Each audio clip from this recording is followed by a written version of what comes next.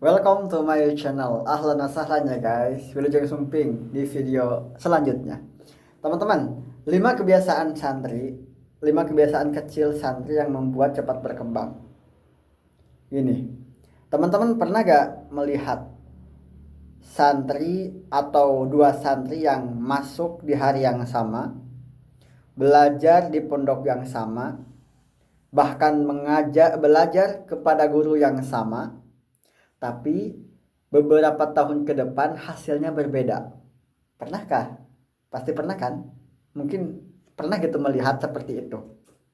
Nah, ternyata yang membedakannya itu bukan siapa yang paling pintar, bukan siapa yang paling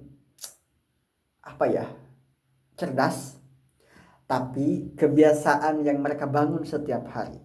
Dan mereka konsisten dengan kebiasaan baik itu. Mana 5 kebiasaan itu?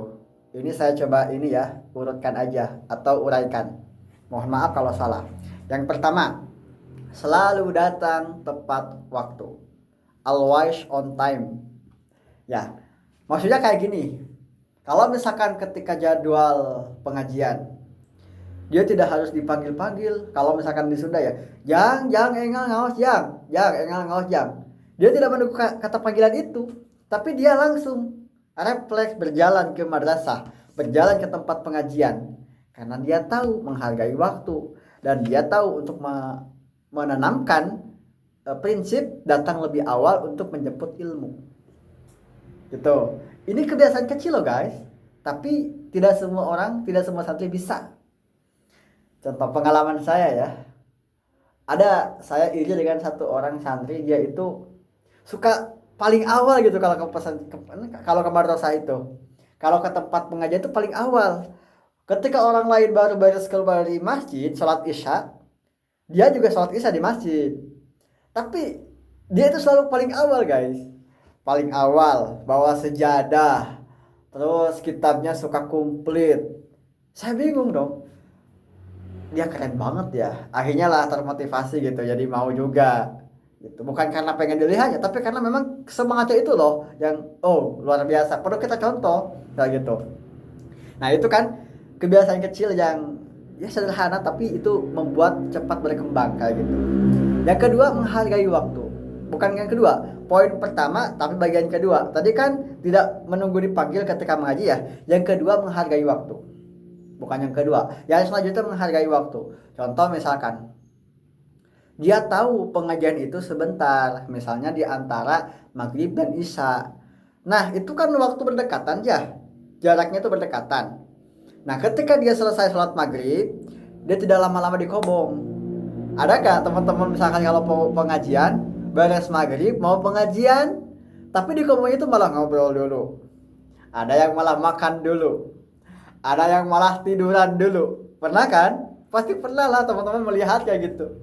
Ujung-ujungnya ada pengurus. Kalau Kak Arobo, enggak, enggak, ngos. Ada gitu kan? Gitu. Ada seperti itu. Tapi karena dia sudah tahu, gitu kan, selalu datang lebih awal, akhirnya dia apa? Menghargai waktu. Bahkan dalam Al-Asri katakan wal asri, demi masa. Innal insana lafi khusri, dan seterusnya. Ini soal waktunya ya, waktu. Menghargai waktu. Yang selanjutnya adalah melatih kedisiplinan. Kayak gitu.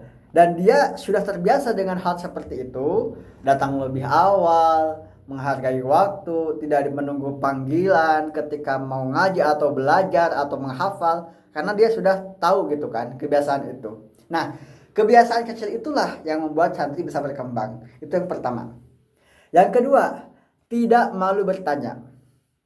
Kalau ketika dia pengajian apapun itu, kitab apapun itu, mau taklim kah, Nasoihul Ibad kah, Jauhar Tauhid kah, Safinah, Tijan, kemudian Sulam Taufik, Sulam Munawarah, Sulam Munajat, Nahwu, Imriti, Ibnu Malik, dan lain sebagainya.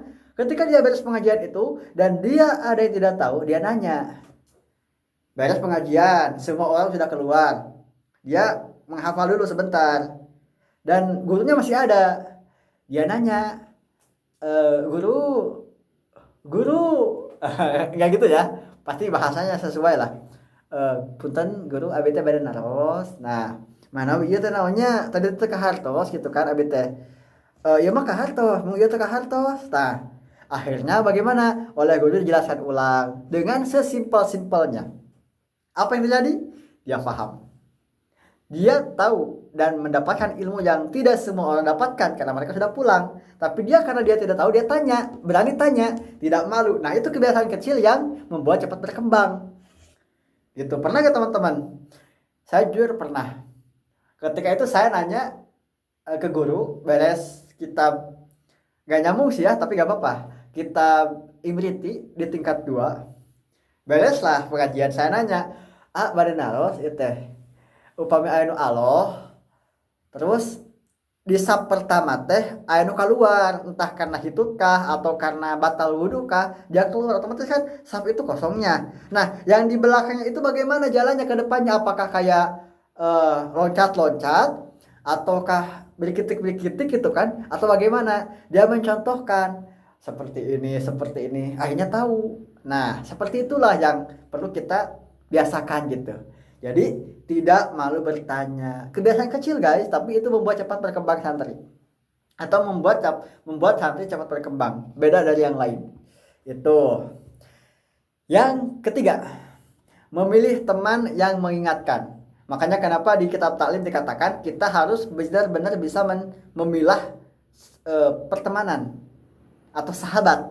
Sahabat berjuang menghafal, sahabat murojaah, sahabat ngadares, sahabat apalagi ya belajar Q&A, bertanya gitu kan tentang permasalahan ilmu, atau basul masail 2 orang gitu kan tanya jawab, ini tentang apa, hukumnya apa, segatnya apa, tentang apa, maknanya apa, dan lain sebagainya.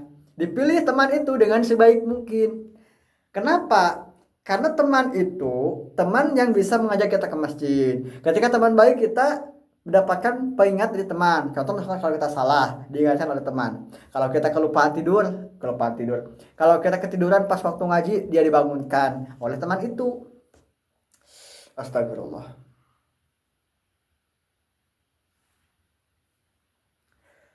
Ulah kenceng teuing guys.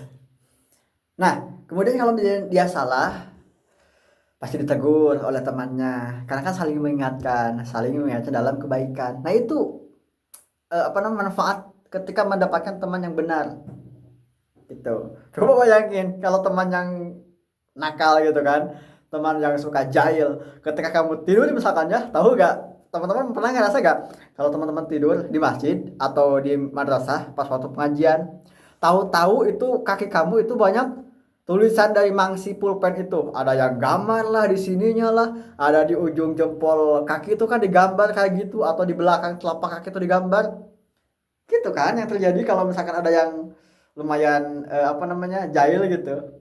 Makanya perlu kita mencari atau memilih teman. Yang keempat, mengulang pelajaran setiap hari atau ngadaras atau merojaah. Itu kebiasaan kecil guys, tapi kalau dikonsistenkan luar biasa, 2 kali lipat, bahkan 4 kali lipat. Contoh, hari ini malam ini kita mengaji kitab tajwid misalnya ya, tajwid dari hukum nun mati dan tanwin, ada 4 hukum, kita dihafal tuh, ditulis.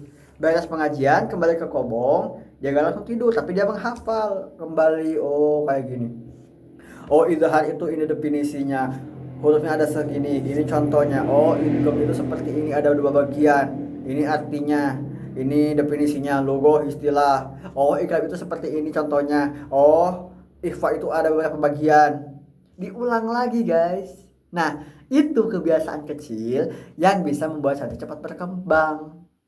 Itu murojaah atau ngadaras.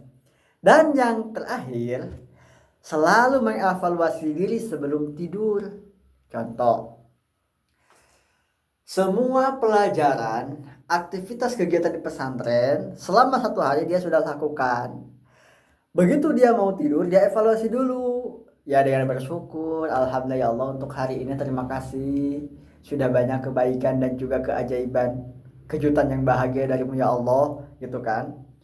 Terus evaluasinya, dah tapi mohon maaf tadi ya Allah saya teh masih kene malaweng ngawas gitu kan. masih kene kadang aya iri ka batur, masih kene aya naon suka misalnya nunutan ketika ngaji atau ngantukan ketika ngaji, ya evaluasi dan berharap ke depannya itu.